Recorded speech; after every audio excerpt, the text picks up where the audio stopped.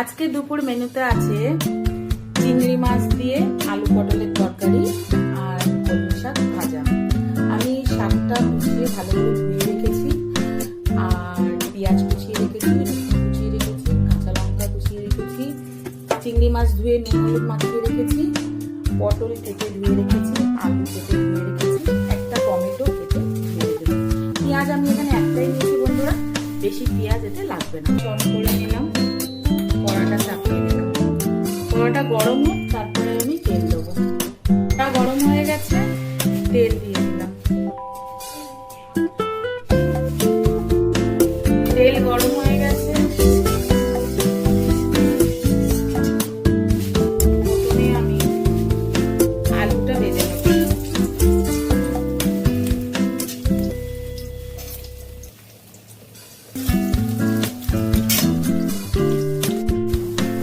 সামান্য একটু নুন দিয়ে দেবো, সামান্য একটু, যাতে আলুটার মধ্যে হালকা একটু নুন দেবো।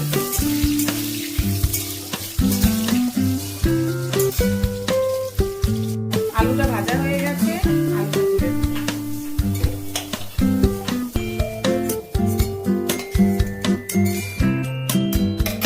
ওই তেলের মধ্যেই পটলটা ভেজে নেবো।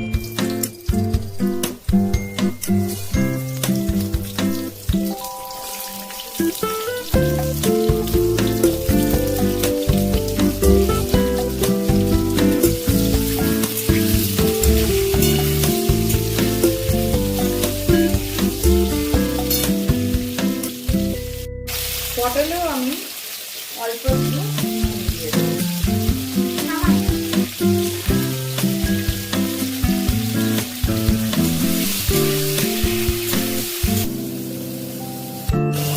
পটলটা ভাজা হয়ে গেছে, পটলটা এবার আমি তুলে নেব।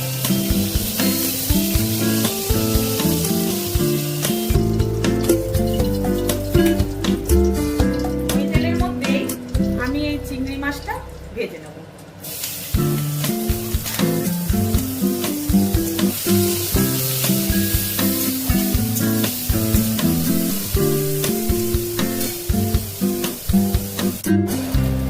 চিংড়ি মাছটা ভাজা হয়ে গেছে, এবার আমি এটা তুলে নেব।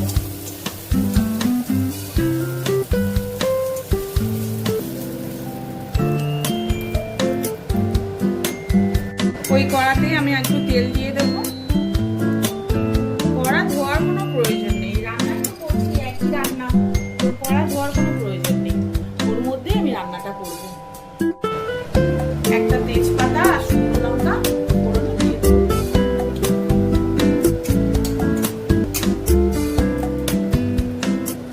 রসুন যে থেতো করে রেখেছিলাম সেটা একটু দিয়ে দেবো।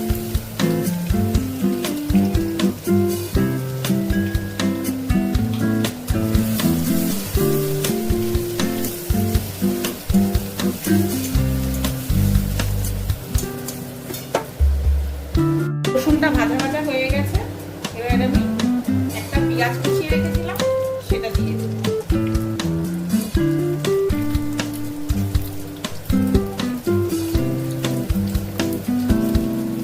চেরা কাঁচা লঙ্কা দিয়ে দেব।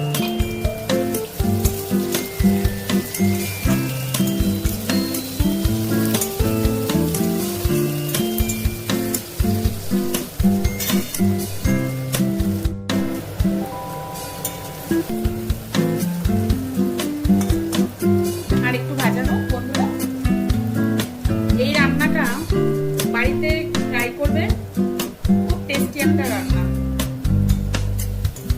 টমেটোটা দিয়ে দেবো।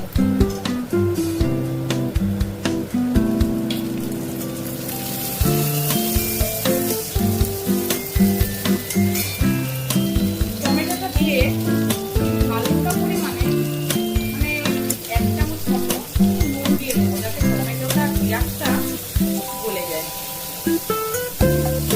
দেখো টমেটোটা কি সুন্দর গলে গেছে। এবার এর মধ্যে আমি একটু আদা বাটা দিয়ে দেবো, খুব সামান্য, দেখো খুব সামান্য।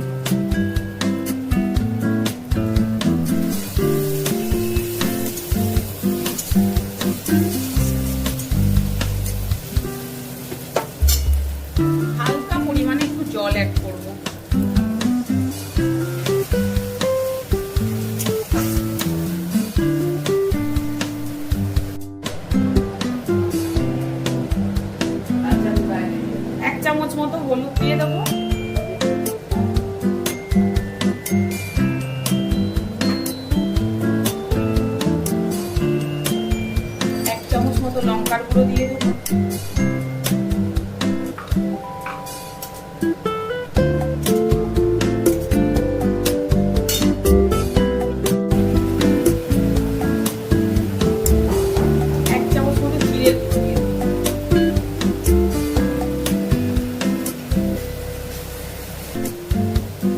মধ্যেই আমি ভেজে রাখা আলু পটলটা দিয়ে দেবো।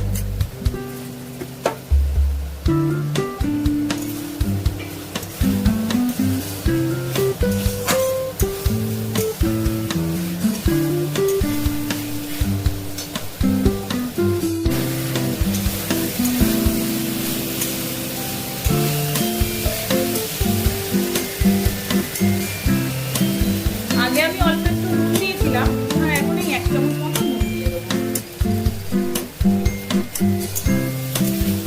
তোমরা যারা যারা মিষ্টি পছন্দ করো তারা চিনি একটু দিতে পারো।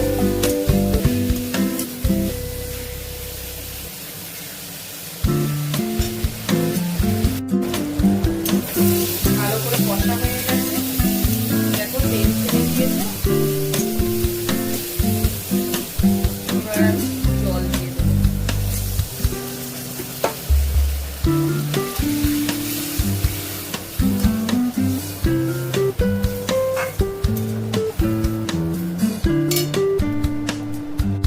ঝোলটা আমি এবারে ঢাকা দিয়ে দেবো।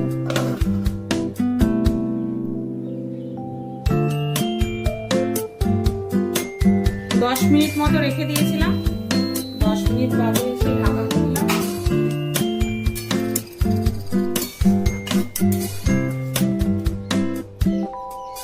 আলু সেদ্ধ হয়ে গেছে। এবার আমি ভেজে রাখা চিংড়ি মাছটা দিয়ে দেবো।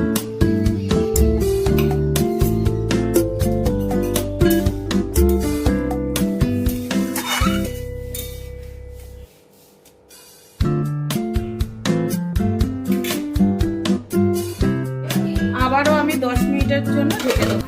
হ্যাঁ, হয়ে গেছে। আমি একটু হালকা পাতলা এখন ঝোল ঝোল রেখেছি, কারণ গরমের মধ্যে মাখা মাখা করে নি, এটা খেতে বেশি টেস্টি লাগে। গ্যাস আমি অফ করে দিলাম। পটল চিংড়ি আমার রেডি হয়ে গেছে বন্ধুরা, দেখো। কড়া চাপিয়ে দিলাম, কড়া গরম হয়ে গেছে। শাক ভাজার জন্য তেল দিয়ে দিলাম।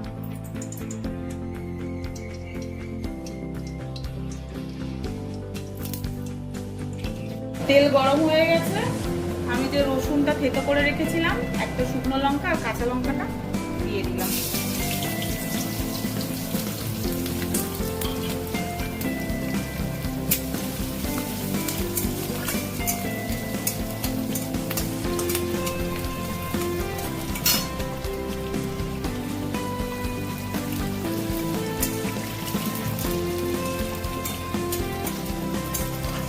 রসুনটা হালকা একটু ভাজা ভাজা হবে, শাকটা দিয়ে দেবো।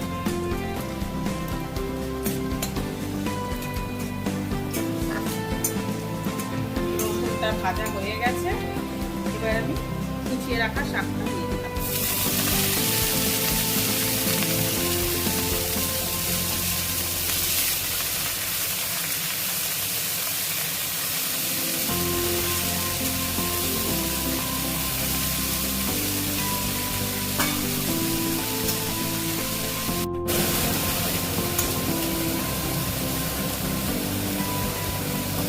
খুব অল্প পরিমাণে নুন দিয়ে দিলাম।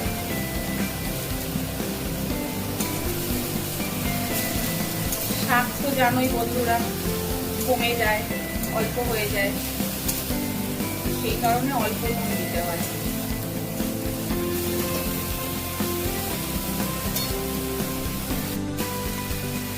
খুব অল্প পরিমাণে হলুদ দিয়ে দিলাম, খুব অল্প। শাকে বেশি হলুদ লাগে না, তাও আমি অল্প একটু দিলাম।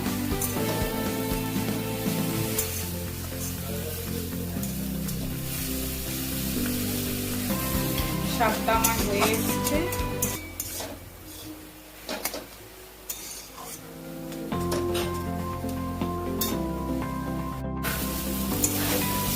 শাক আমার ভাজা হয়ে গেছে বন্ধুরা। তোমরা তো দেখতেই পেলে কত অল্প তেলে আমি শাক ভাজা করলাম।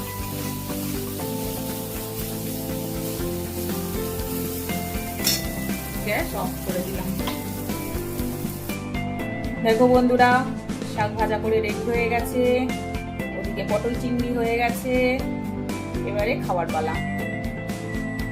তোমাদের সাথে আবার দেখা হচ্ছে নতুন কোনো ভিডিওতে, কোনো নতুন রেসিপি নিয়ে।